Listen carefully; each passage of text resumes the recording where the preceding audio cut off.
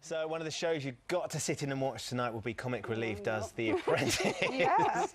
The lady who used to sit on this side of the sofa is starring in it, although she says she's not going to be watching it. Starring in it, believe me. Here is the moment last June that Sir Alan bullied Fiona to take part despite her protestations. I'm going to invite you to be in Comic Relief. We need a good girls team this year, you know, and it's always good for journalists like yourself that have actually expressed opinions of how silly some of the candidates are to come along and see how tough it is in the boardroom. And you know I'm a very nice fellow, so I look after you very well, that's for sure. Good. Sir Alan, I'd be rubbish, honestly. I'd be absolutely rubbish. No. Don't run yourself down. I could teach you a thing or two, even though it only takes a couple of days. Yes, and I was rubbish. That's the sad...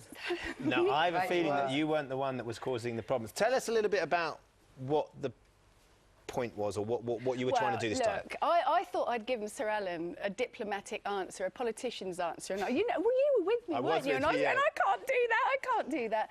And then they came back to me, I thought it had all gone away.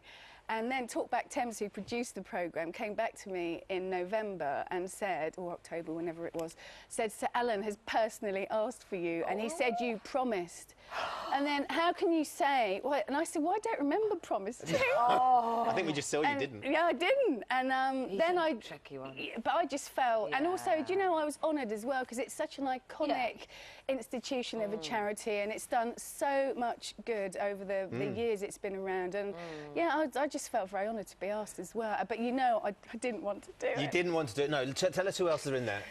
Patsy Palmer's in it, Carol Vorderman, Ruby Wax, I can remember her name. Funny how she couldn't remember mine. I can't wait. Michelle Mone. And Carol Vorderman. And Carol Vorderman. I said Carol and Michelle Mone, yeah. And you go up against the guys? We go up against the guys. Brilliant team. We didn't see them. We hardly saw them at all. We saw them in the boardroom. And then we were also busy doing our different tasks. There's the boys. You've got Jack D, you've got Jonathan Ross, got one. Lovely Alan Carr. Oh, he's lovely. And Gerald Ratner. Was it Gerald Ratner? Oh, Gerald was lovely, so funny, so self-deprecating. Because you know he nearly made his company go bust by saying it was all... Well, the night that we saw the presentation, he took a lot of abuse from Jonathan Ross that night, and he took it all on the chin. Yeah. But tell us a little bit about the dynamic between the girls, because if the newspapers are to be believed, and often we know that they can sort of embellish the truth slightly, it wasn't sort of the easiest of groups.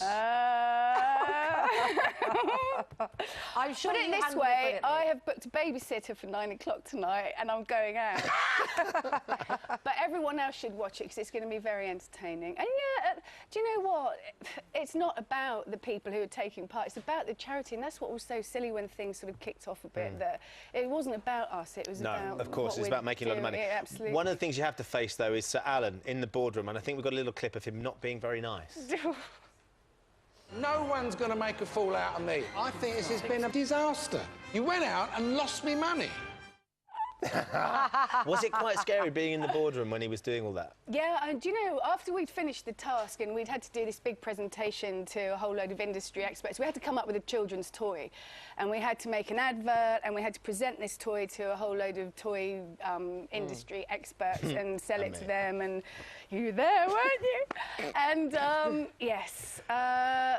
So we thought that was the hardest bit, but then we were all like children when we went back into the boardroom at the end of the thing. All these people, you know, who are regularly in TV studios, on stage, and we all went into the boardroom. And, you know, you stand there and you think, God, he's talking to me. And he ends up talking over you anyway, so it doesn't matter what you say, but...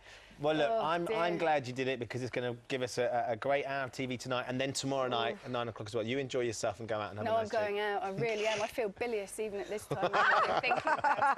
It's lovely to see you back, though. Lovely to see you. And well done. Thank you very much. I was out with Ashley while Cheryl was I was up. out with Cheryl. You're the mystery blonde with pearl necklace. Do you know, I have to say, Ashley is a lovely, lovely guy, and I was out with him at a charity event raising money for sick children. And he was brilliant that night. He didn't stop having his photo taken, talking to children, signing autographs, didn't touch a drop of champagne, and there was loads of it around. And I can only speak highly of him. Good. And, yeah. Good. So Okay. I'm glad I said that. Yeah. You got it out. I wanted to phone Cheryl as well, but I didn't have you. I've got this new phone and I've lost all my phone numbers. Everyone in the gallery's going, God, this is what she's like. Do you remember that? Someone will come in and strangle me in a minute. Lovely to see you, It's Fiona. lovely to see you too. Now you know she's got a new phone, she's been out with Ashley. We have missed it though, haven't we? And Let's I be met honest. John Terry. Oh, don't! JT. Let's get the weather. I'm going to get it in the neck now. Let's go.